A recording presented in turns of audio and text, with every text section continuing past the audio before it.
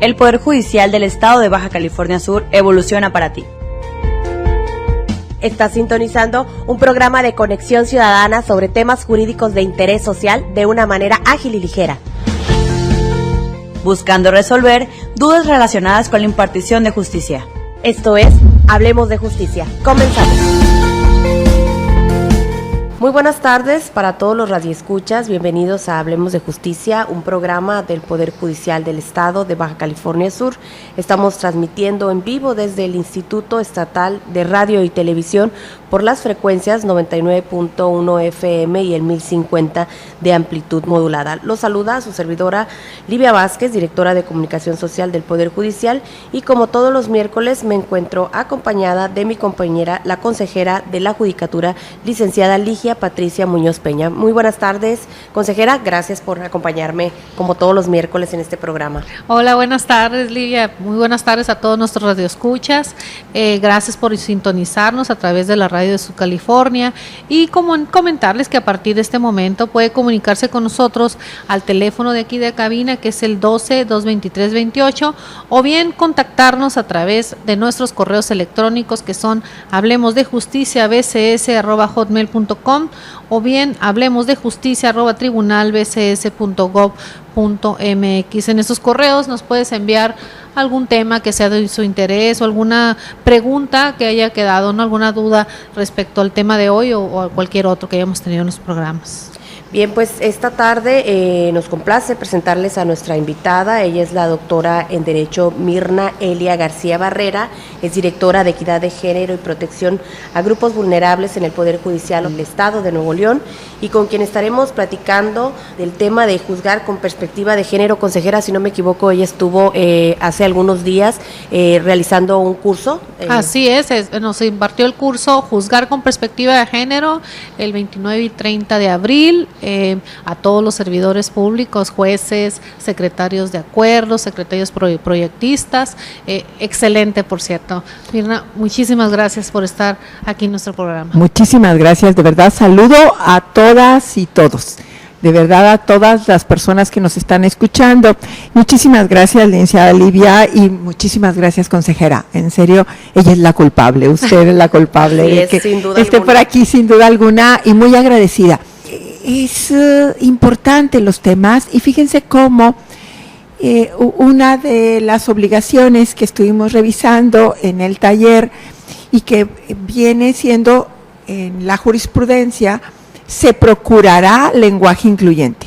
Y como estoy procurando lenguaje incluyente, entonces que es uno de los elementos de la jurisprudencia de juzgar con perspectiva de género. Esto lo estuvimos manejando mucho en el taller, de la importancia de incorporar la perspectiva de género en la procuración y más claramente en la impartición de justicia. Es un honor poder compartir micrófonos, es un honor poder impulsar unas nuevas líneas de investigación, una serie de nuevas hipótesis, dudas y criterios diferenciados, análisis de ventajas y desventajas que nos permitan incorporar esta perspectiva de género en la impartición de justicia.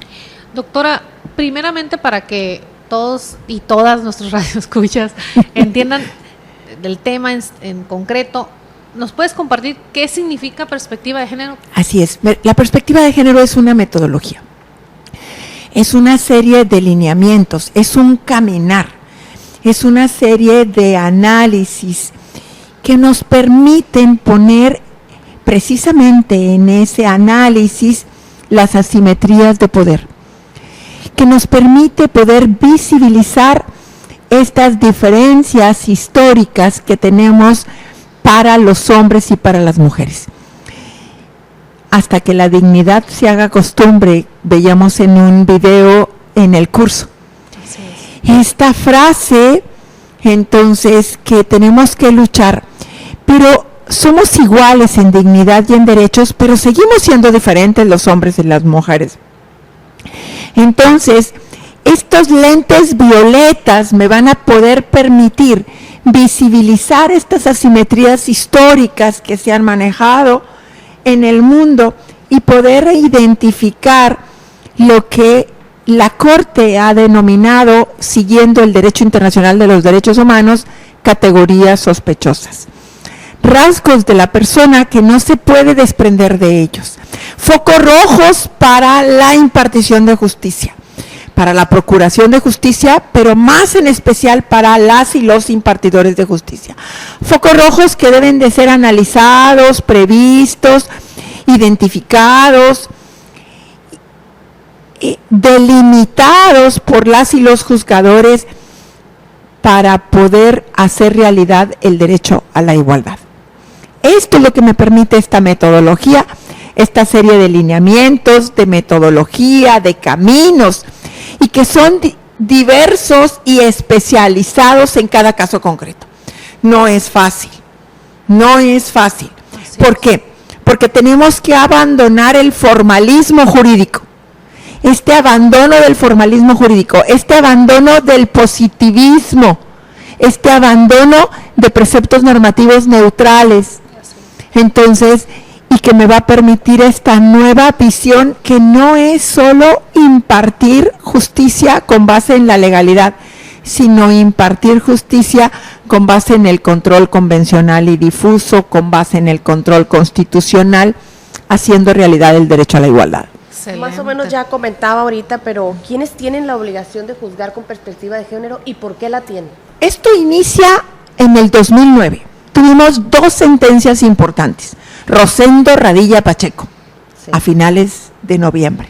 Y el 10 de junio, ¿y por qué lo recuerdo? Porque el 10 de diciembre del 2009, la Corte Interamericana dicta una sentencia en la conmemoración de la Convención de los Derechos Humanos, la Convención Americana de los Derechos Humanos. Se dicta una sentencia, Campo Algodonero, González y otras en contra de México. Ahí obliga a México a incorporar la perspectiva de género, a capacitar con perspectiva de género, a incorporar en la procuración y en la impartición de justicia.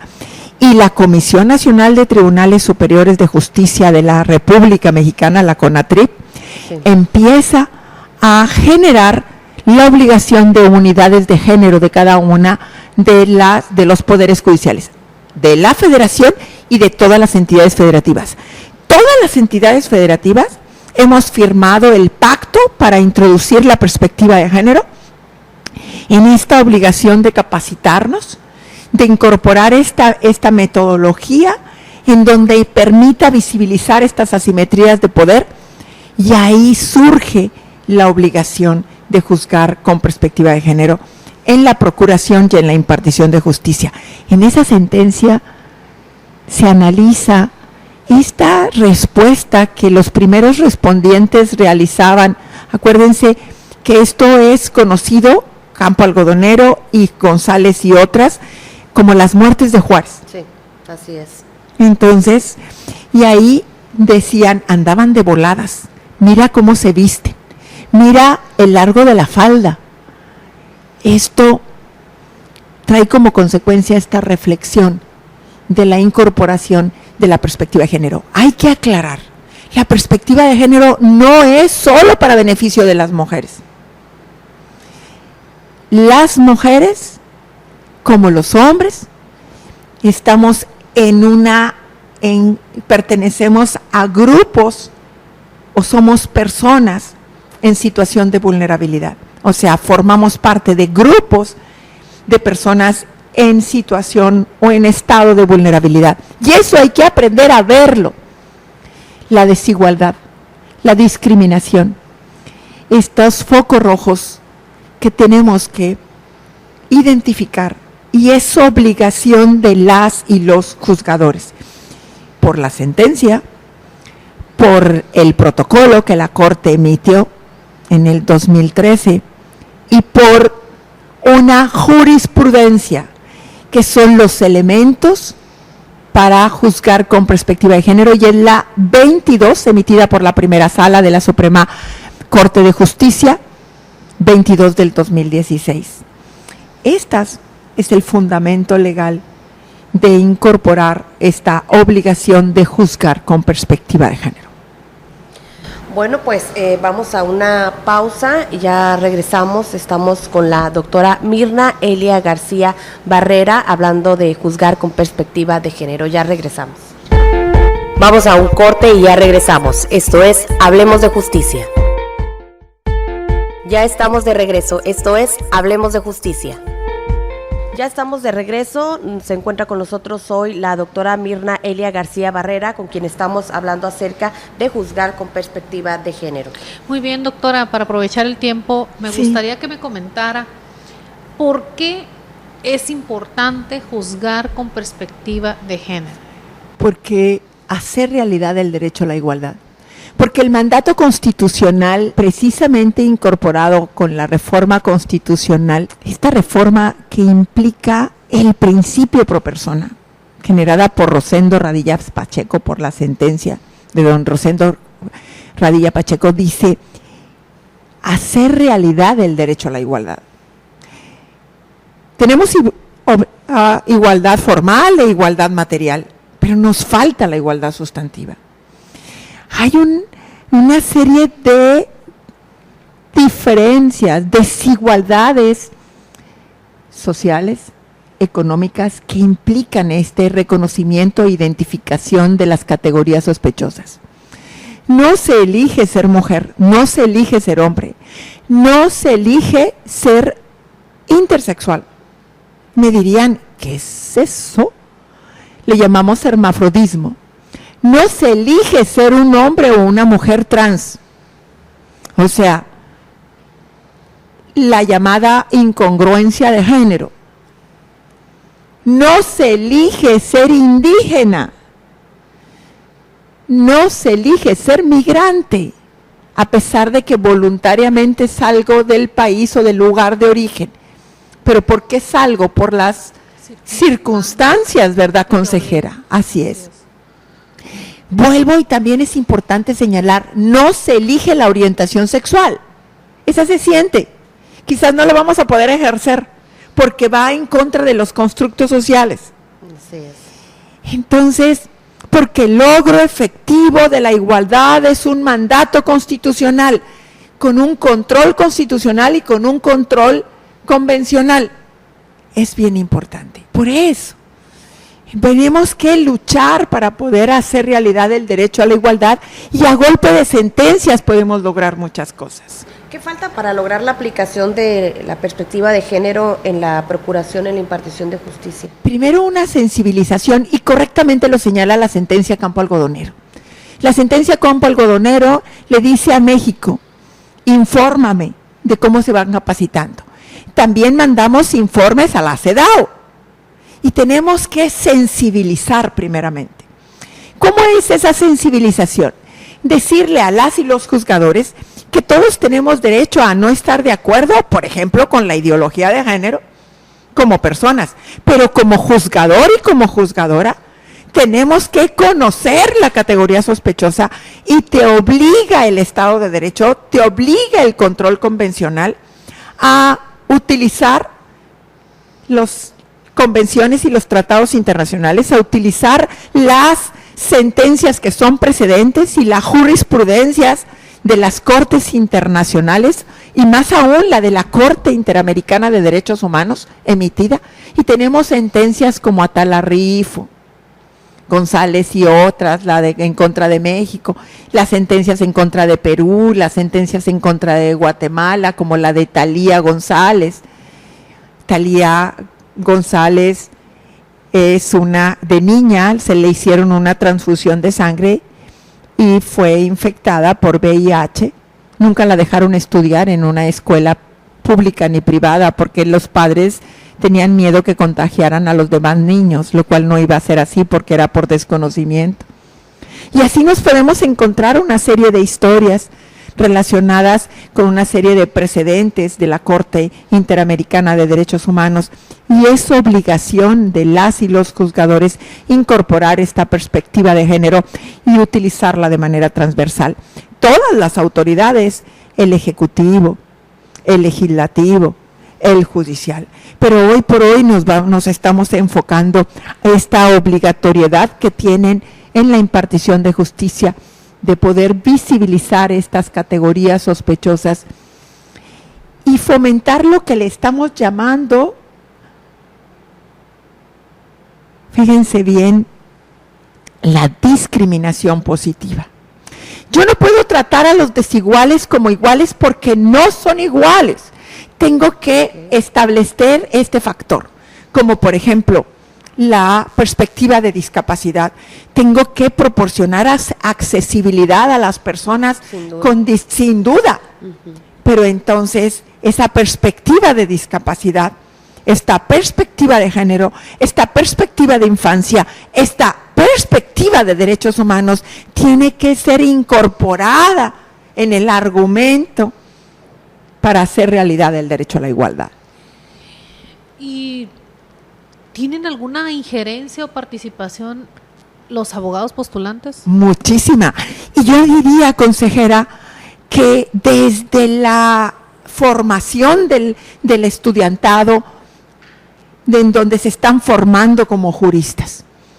Entonces, es desde ahí que en las currícula de las materias de derechos humanos revisarán este término de categorías sospechosas, esta discriminación positiva que tendríamos que incorporar y esta análisis y esta defensa o el ejercitar acciones y solicitar correctamente que se incorpore la perspectiva de género,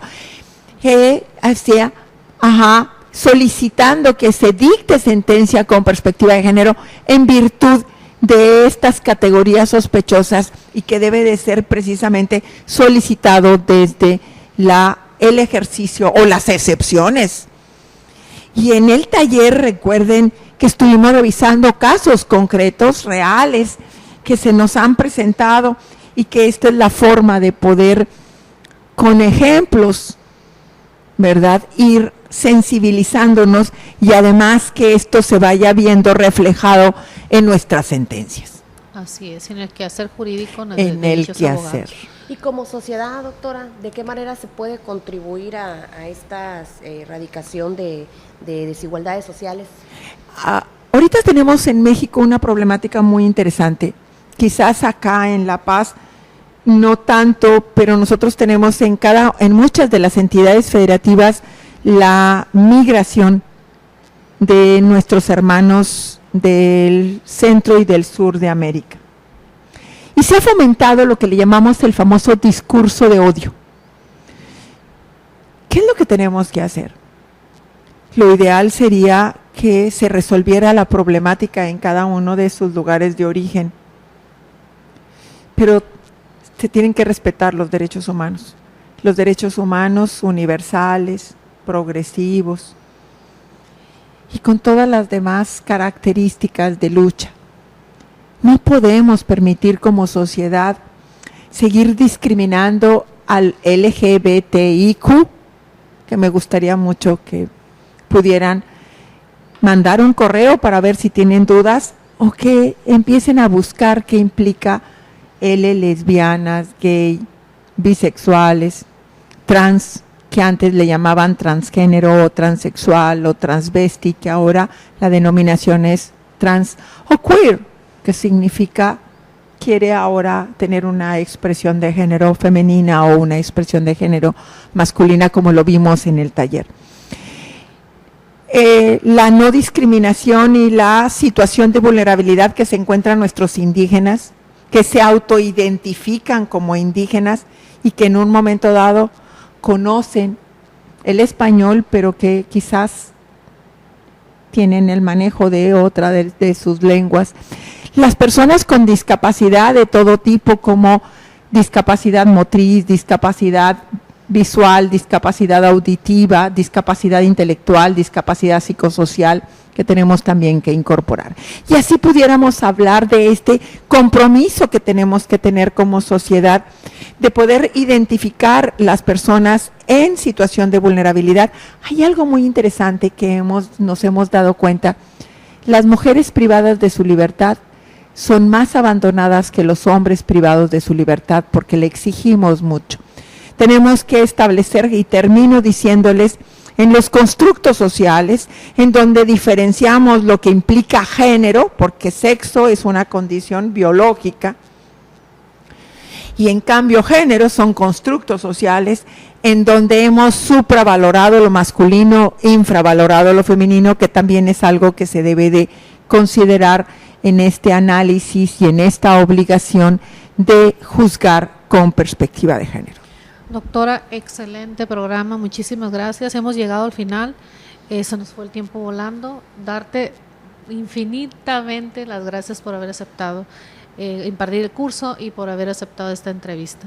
Muchísimas gracias. Hay que decir, vamos a comprometernos, no nada más a los que estudian la carrera o son abogados o abogadas litigantes o que forman parte de lo que implica el sistema de procuración o de impartición de justicia, sino a la sociedad en general. Visibilicemos estas asimetrías de poder para poder buscar hacer realidad el derecho a la igualdad. Perfecto, pues agradecemos a la doctora Mirna Elia García Barrera. Yo me despido, soy Livia Vázquez. Ligia Muñoz, hasta la próxima. Esto fue Hablemos de Justicia, un programa del Poder Judicial del Estado de Baja California Sur en coordinación con el Instituto Estatal de Radio y Televisión.